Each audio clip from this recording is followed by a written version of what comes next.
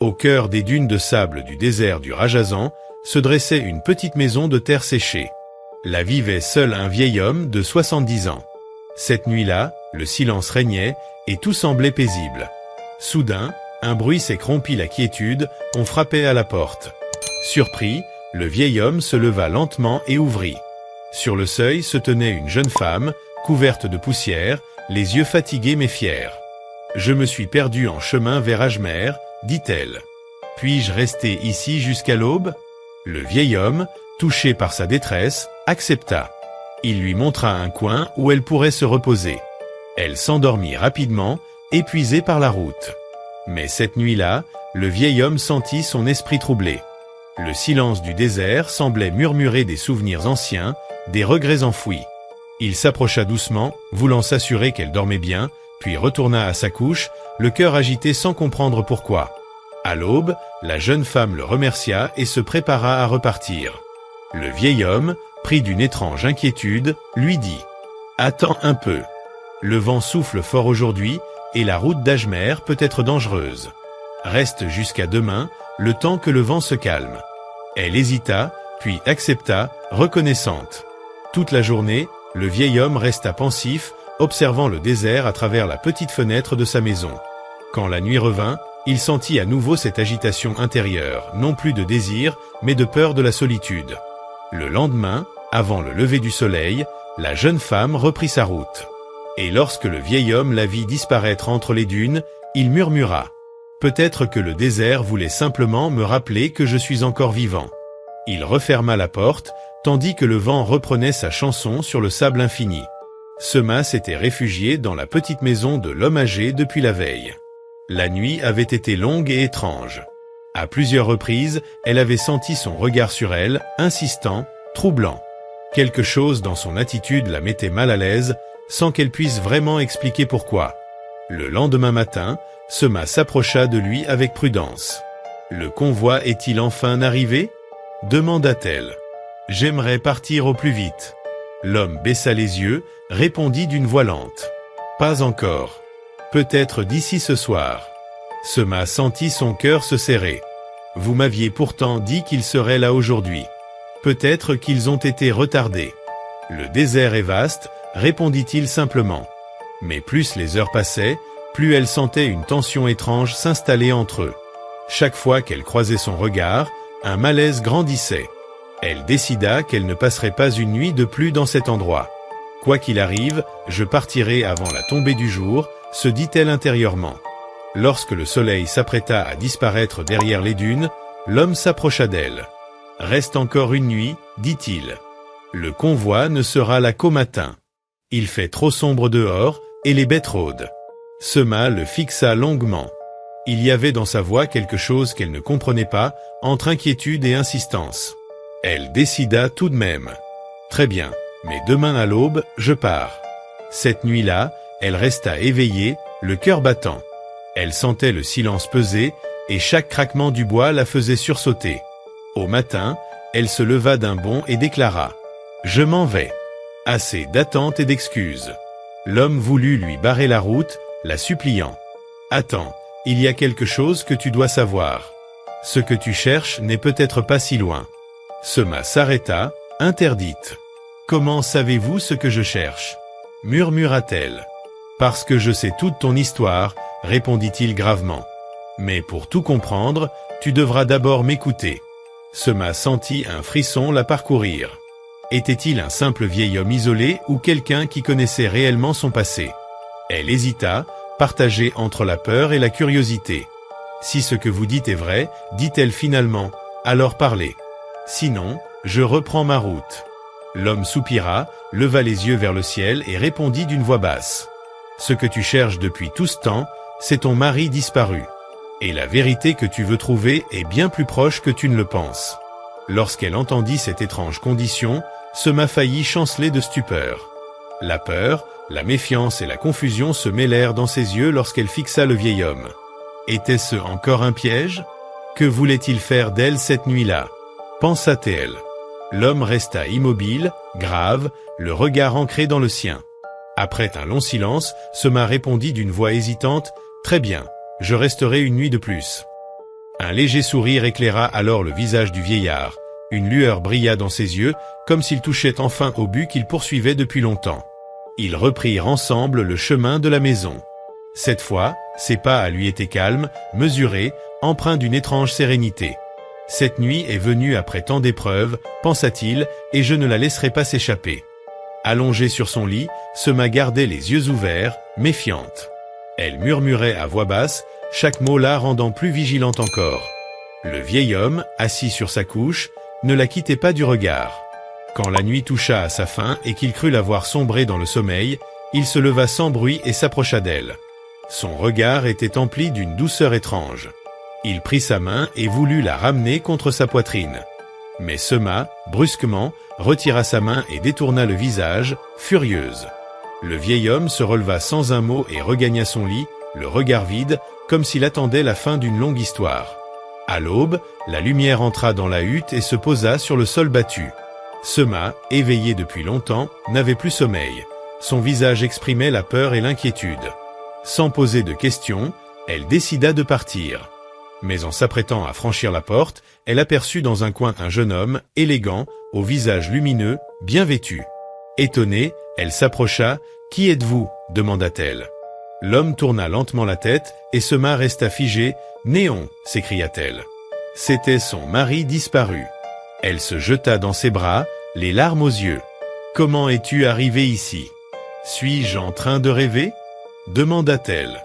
Néon la serra contre lui et murmura « Non, Sema, ce n'est pas un rêve. Je suis revenu. » L'émotion la submergea. Elle avait enfin retrouvé celui qu'elle avait cherché pendant tant d'années. « Mais où étais-tu » balbutia-t-elle. Néon prit une profonde inspiration. « Je vais te raconter. » Il expliqua qu'un jour, alors qu'il se rendait au marché, il avait croisé un vieil homme et une jeune femme. Par plaisanterie, il avait dit à la fille qu'elle ferait mieux d'être avec un homme de son âge. La jeune femme, dotée d'un étrange pouvoir, l'avait alors regardé fixement, prononcé quelques mots et soufflé sur lui. En un instant, il s'était transformé en vieillard. « C'était ma punition », raconta-t-il. « Elle m'a dit que je resterais ainsi jusqu'à ce qu'une personne m'aime sincèrement, sans connaître ma véritable identité. » Sema, bouleversé, comprit soudain. « Alors, c'était toi, ce vieil homme ?» Néon hocha la tête. Des larmes roulèrent sur les joues de Sema tandis qu'elle se jeta dans ses bras. « Pardonne-moi, je ne t'ai pas reconnu, » dit-elle. Néon caressa doucement ses cheveux. « Tu n'as rien à te reprocher, » murmura-t-il. « Ton cœur était pur. Ton amour sincère a brisé la malédiction. » Sema pleura encore, mais ses larmes n'étaient plus celles de la peur. C'étaient des larmes de paix, de force et de foi retrouvées. Ainsi débuta un nouveau chapitre de leur vie. Après toutes les épreuves et les mystères, il ne restait qu'une vérité. Son mari lui était revenu. Désormais, il n'y aurait plus de secret entre eux, seulement la confiance et un lien plus fort que toute épreuve. Car l'amour véritable traverse le temps, les souffrances et les apparences. Si l'on ment en amour, il devient un châtiment. Mais avec la patience, la fidélité et la sincérité, cet amour se transforme un jour en récompense. Ce n'est pas l'apparence qui révèle l'âme d'un être, mais la droiture de son cœur et la pureté de ses intentions. Le soleil s'élevait lentement au-dessus du désert, projetant une lumière dorée sur les dunes. Sema et Néon marchaient côte à côte, silencieux, comme deux âmes revenues d'un long exil. Le vent, apaisé, portait désormais non plus des murmures d'inquiétude, mais des promesses d'avenir. Ils s'arrêtèrent au sommet d'une dune et Sema, les yeux plissés par la lumière, contempla l'horizon.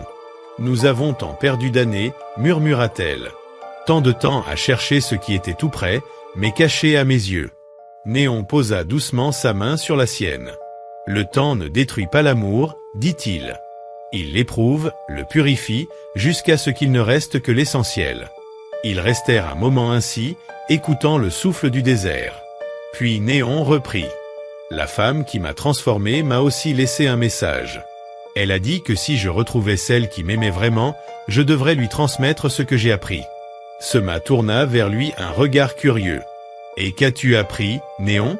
Que la beauté se fane, la richesse s'efface, mais la bonté d'une âme laisse une empreinte éternelle. » Il se tut un instant, puis ajouta d'une voix plus grave. « Pourtant, la malédiction n'était pas seulement sur moi. Elle touchait aussi ceux qui oublient de voir avec le cœur. Sema sentit un frisson la parcourir. « Tu veux dire qu'elle pourrait encore frapper d'autres » ? « Non, répondit-il, mais elle veille. » Cette femme était un esprit ancien du désert, gardienne des serments brisés. Elle ne punit pas par haine, mais pour rappeler que l'amour vrai n'est jamais une conquête, seulement une offrande. Ils reprirent leur marche vers Ajmer. Les dunes semblaient s'écarter à leur passage, comme si le désert lui-même les reconnaissait. À mesure qu'ils avançaient, Néon paraissait rajeunir encore, son visage retrouvait sa force, son regard sa lumière. Au crépuscule, ils atteignirent un petit village aux murs d'argile rouge. Les enfants jouaient devant les maisons, les femmes allumaient les lampes. L'un des anciens, les voyant approcher, s'inclina lentement. « Le désert vous a rendu, dit-il. Peu en reviennent avec la même âme qu'à leur départ. » Sema et Néon échangèrent un regard. « Nous avons laissé derrière nous ce que nous n'étions plus, répondit-elle. Désormais, nous marcherons ensemble, sans peur ni déguisement. » Le vieil homme hocha la tête. « Alors, votre épreuve est achevée. Mais souvenez-vous, le désert garde toujours un secret pour ceux qui le traversent. » Cette nuit-là, dans la maison où on leur offrit refuge, Sema ne put dormir. Elle se leva, sortit sous les étoiles et leva les yeux vers le ciel. Une étoile filante traça une ligne brillante, et elle murmura « Que ton âme soit en paix, esprit du désert. Tu m'as appris à aimer au-delà des apparences. » À l'intérieur, Néon l'observait sans un mot. Il savait qu'en elle, quelque chose avait changé pour toujours, une force, une sagesse nouvelle, née de la douleur et du pardon. Quand l'aube reparut, ils reprirent la route. Mais cette fois, ils n'allaient plus vers un but lointain. Ils marchaient simplement, libres, unis, conscients que le plus grand voyage n'était pas celui à travers les dunes, mais celui du cœur vers la vérité. Et, au loin, porté par le vent, un rire léger résonna entre les sables, celui d'une femme invisible, témoin éternel des amours sincères que le désert avait bénis. Lorsque Sema et Néon atteignirent enfin Ajmer, le soleil baignait la cité d'une lumière d'ambre. Les rues étroites résonnaient des voix des marchands, des rires des enfants, du chant des cloches qui annonçait la prière du soir. Tout semblait si vivant, si humain, après le silence des dunes. Sema sentit son cœur s'alléger. Elle serra la main de Néon et murmura « Nous y voilà. Ici, peut-être, tout recommencera. » Ils trouvèrent refuge dans une petite auberge près du temple d'Ananta. Le maître des lieux, un vieil homme à la barbe blanche, les accueillit avec bienveillance. « Le désert vous a changé, dit-il en les observant. On voit dans vos yeux ceux qui ont affronté la nuit pour retrouver la lumière. » Cette nuit-là, Sema rêva d'une femme vêtue de bleu, assise au sommet d'une dune. Son visage était à moitié caché par un voile de sable, mais ses yeux brillaient d'une lumière surnaturelle. « Tu m'as appelé, Sema, dit la femme dans le rêve. Et me voici. Qui êtes-vous » demanda Sema, la voix tremblante. « Celle qui veille sur les âmes égarées dans le vent. Tu m'as connu sans me voir. J'étais là, dans la peur, dans le doute, dans les larmes du vieil homme. Étiez-vous celle qui l'a transformé » La femme sourit. « Oui. Mais je n'ai fait que révéler ce qui devait être vu. L'épreuve n'était pas une punition, c'était une promesse. » Sema voulut s'approcher, mais le vent se leva, couvrant ses pas. « Pourquoi m'apparaissez-vous encore » murmura-t-elle. « Parce que ton voyage n'est pas terminé, répondit la voix. Tu as trouvé ton amour, mais il te reste à trouver ta mission. L'amour sauve, mais il doit aussi servir. » Au matin, Sema se réveilla le cœur battant. Elle raconta son rêve à Néon, qui l'écouta en silence. « Peut-être est-ce un simple souvenir, dit-il doucement. »« Non, répondit-elle. C'était réel. Elle m'a dit que notre voyage n'est pas fini. » Ils décidèrent alors de se rendre au temple d'Ananta. Le lieu était ancien, orné de fresques effacées par le temps. Des fidèles priaient dans un murmure de ferveur. Au fond du sanctuaire, une vieille femme balayait lentement le sol. Ses gestes étaient précis, apaisants. Quand elle aperçut Sema et Néon, elle s'arrêta, posa son balai et dit d'une voix claire « Vous voilà enfin. Le désert vous a rendu à la vie. » Sema resta figé. « Comment savez-vous qui nous sommes » La vieille femme sourit. « Parce que j'étais là lorsque le vent t'a guidé vers lui. J'étais là, sous une autre forme. Le désert n'est qu'un miroir, il montre à chacun la vérité qu'il fuit. » Néon s'avança, ému. « Alors, Tout ce que nous avons vécu n'était pas un hasard? Rien n'est hasard, répondit-elle. Ce qui semble épreuve est souvent la porte vers la révélation. Vous avez appris l'amour sans orgueil, le pardon sans oubli. Maintenant, il vous reste à transmettre cela. Sema sentit une larme couler sur sa joue. Mais comment? Que devons-nous faire? La gardienne posa sa main ridée sur son épaule. Là où il y a des cœurs endurcis, allez. Là où la honte règne, parlez. Et quand viendra le doute, souvenez-vous de ceci. L'amour qui survit au désert peut guérir le monde. Le vent se leva doucement dans le temple. Un parfum de sable et de jasmin emplit l'air. Quand ils relevèrent les yeux, la vieille femme avait disparu. Seule une plume bleue reposait à l'endroit où elle se tenait. Sema la ramassa, tremblante. Elle est partie. Néon lui prit la main. Non. Elle est là, dans le vent, dans nos pas, dans tout ce que nous deviendrons. Ce jour-là, ils décidèrent de ne plus errer. Ils restèrent à Ajmer, où ils ouvrirent une petite école pour les enfants du désert. On disait que la femme qui enseignait la possédait un regard apaisant et que lorsqu'elle parlait du vent, il se mettait à chanter doucement, comme pour répondre à une ancienne promesse. Et parfois, au crépuscule, on apercevait sur les dunes une silhouette bleue, veillant en silence la gardienne du désert, protectrice des âmes réconciliées. Les saisons avaient passé sur Ajmer comme un souffle tranquille. Sous le ciel doré du Rajasthan, la petite école de Sema et Néon était devenue un refuge pour les enfants des dunes. On y apprenait à lire, à écrire, mais aussi à écouter le vent, car Sema disait souvent « Le désert parle à ceux qui savent se taire ». Chaque matin, les rires des enfants emplissaient la cour, et Néon, assis sous un acacia, réparait les livres usés ou sculptait des jouets de bois. Leur vie semblait simple, paisible. Jusqu'au jour où le vent changea. Un soir, le sable se leva soudain, dense, brûlant. Une tempête s'abattit sur la région, plus violente que toutes celles qu'ils avaient connues. Les habitants d'Ajmer se barricadèrent. La nuit entière, la terre trembla sous les rafales. Quand l'aube arriva enfin, tout n'était plus que poussière et silence. Sema sortit, le visage couvert d'un foulard. Devant la porte de l'école, elle aperçut une forme minuscule roulée dans une couverture. C'était un enfant. Un garçon à la peau dorée, aux yeux d'un vert limpide, comme deux éclats d'oasis. Il dormait, paisible, malgré le sable qui l'entourait. Sema le prit dans ses bras. Il ouvrit les yeux, la regarda fixement et dit d'une voix calme, presque irréelle. « C'est toi, la femme du désert. » Sema recula, bouleversé. « Qui t'a dit cela ?»« Le vent, » répondit l'enfant. « Il m'a conduit jusqu'à toi. » Néon accourut, stupéfait. « D'où viens-tu, petit ?» demanda-t-il. L'enfant posa un doigt sur ses lèvres et murmura. « De là où les dunes dorment. Elle m'a envoyé. » Sema sentit un frisson parcourir sa nuque. « Elle? Qui ça, elle? » « Celle qui t'a appris à voir avec le cœur. Elle dit que le désert s'éteint et qu'il faut rendre ce qui fut donné. » Le garçon s'évanouit soudain dans ses bras. Ils le portèrent à l'intérieur, le couchèrent sur un lit de fortune. Pendant plusieurs jours, il resta fiévreux, murmurant des mots étranges dans une langue ancienne. Parfois, la nuit, Sema croyait entendre le vent répondre à ses songes. Un matin, alors que la fièvre baissait, il saisit la main de Sema. « Le désert pleure, dit-il. Vous avez reçu le don de l'amour vrai, mais le monde a oublié la pureté de ce lien. Le vent m'a envoyé pour vous rappeler votre promesse. »« Quelle promesse ?» demanda Sema, la voix tremblante. « Celle de protéger ceux qui errent dans la nuit, comme vous jadis. Le désert se meurt, Sema. Il a besoin que ton cœur parle à nouveau pour lui. » Ces mots résonnèrent en elle comme un écho oublié.